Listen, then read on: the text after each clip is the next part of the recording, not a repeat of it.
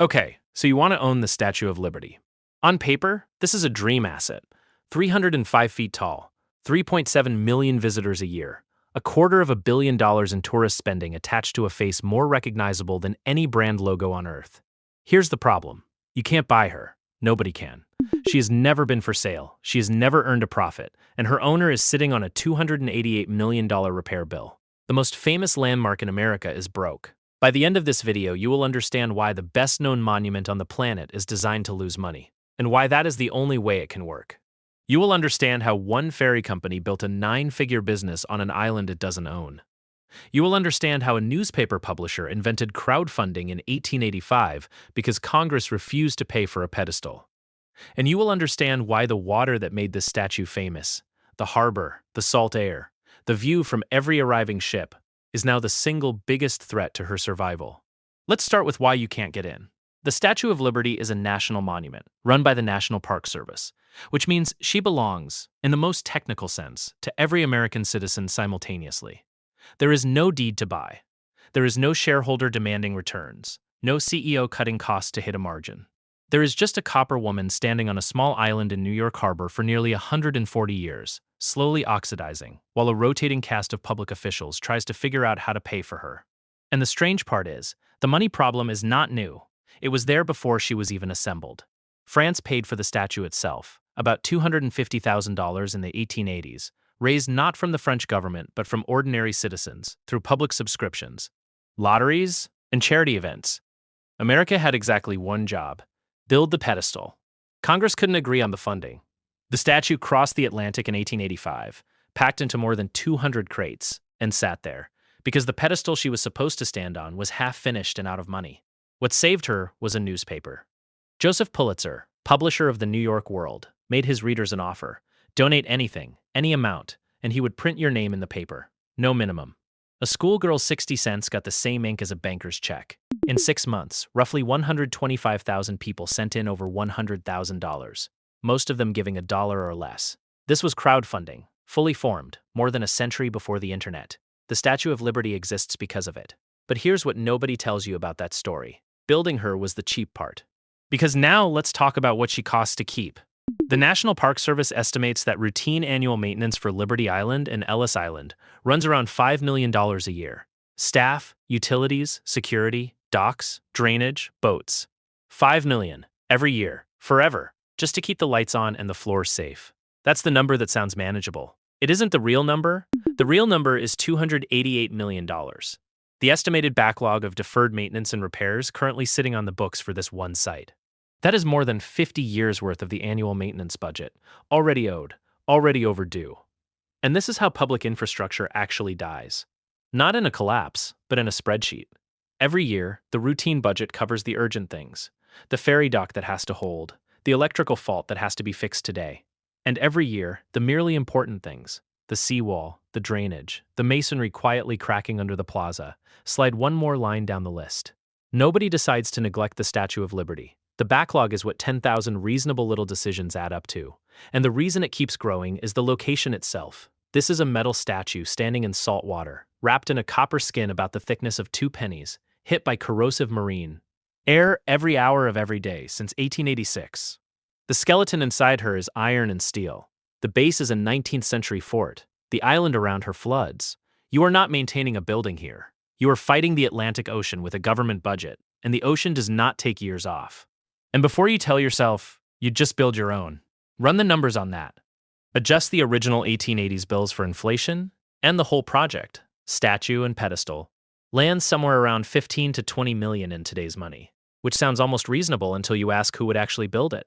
The statue's skin is 31 tons of copper, hammered by hand into shape, sheet by sheet, using a 19th century French technique called repoussé that is not a line item in any modern construction bid.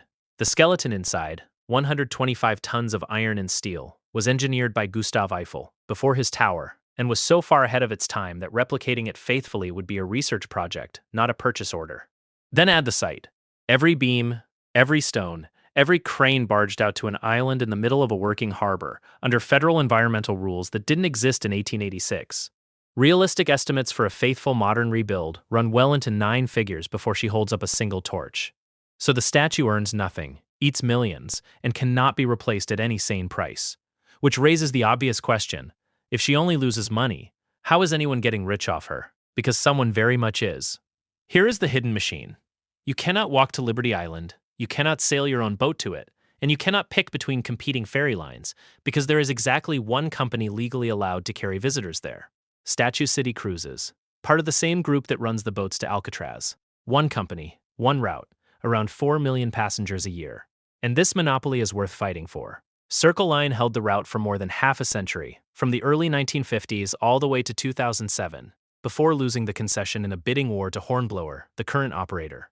When the contract came up again, the Park Service ran a fresh competition, and in 2024 the incumbent locked it down for another 10 years. Companies do not battle for decades over a boring boat ride.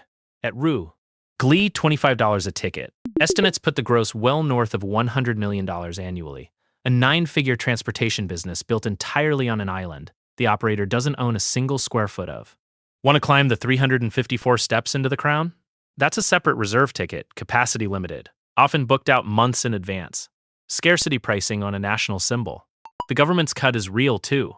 Under the previous concession contract, the ferry operator handed over 21% of gross receipts to the National Park Service, a franchise fee estimated to run past $20 million a year.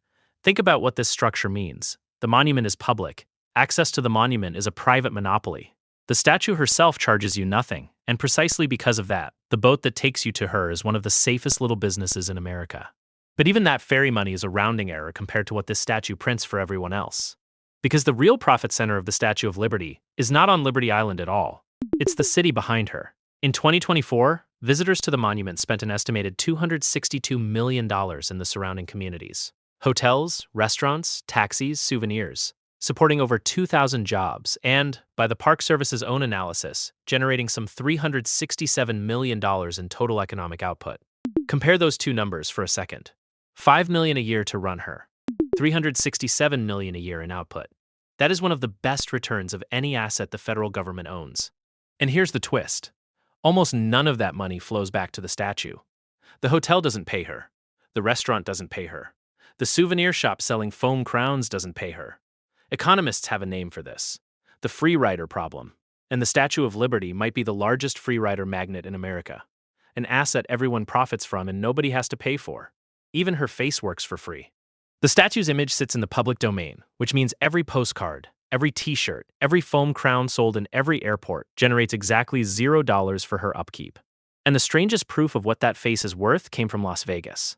In 2010, the U.S. Postal Service put the Statue of Liberty on a forever stamp, except the photo they used, by accident, showed the replica standing outside the New York casino in Las Vegas.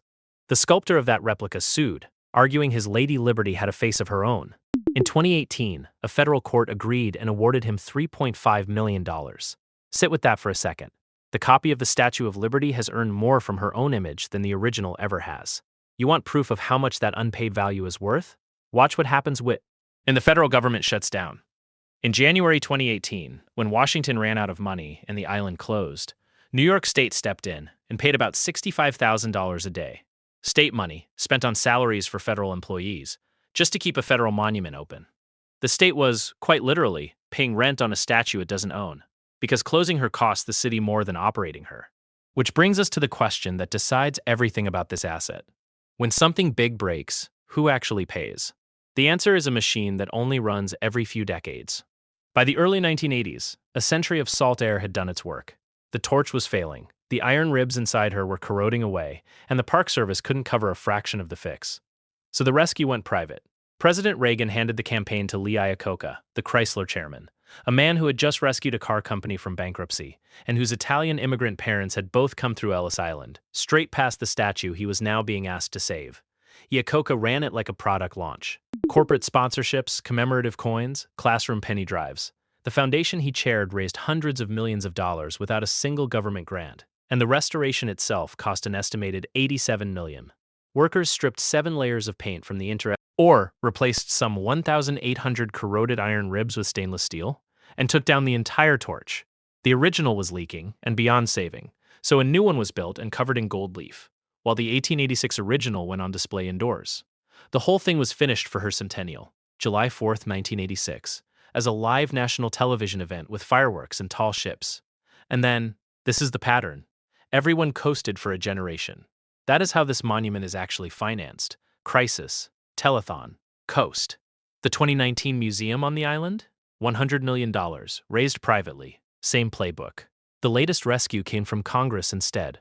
The Great American Outdoors Act, passed in 2020, created a fund that can pour up to $1.3 billion a year into repairing national parks.